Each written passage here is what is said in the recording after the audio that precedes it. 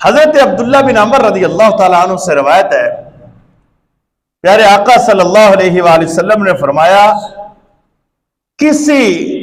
غیر مسلم شہری کو قتل کیا اگر کسی شخص نے، پیغام سنیں پیارے آقا کا،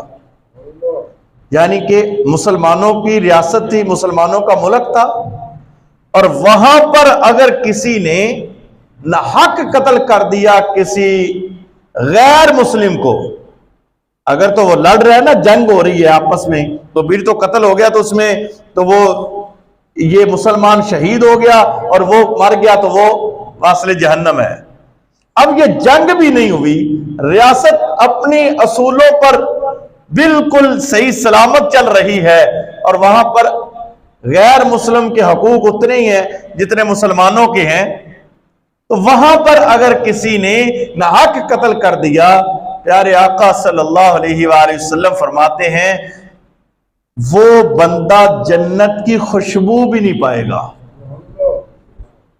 ناحق قتل کرنے والا غیر مسلم کو، مسلمان کو نہیں، غیر مسلم کو اگر کسی نے،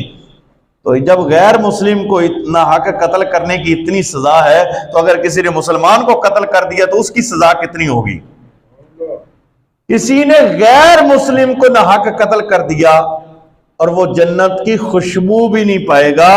اور فرمایا جنت کی خوشبو 40 برس کی مسافت سے بندہ محسوس کر لیتا ہے۔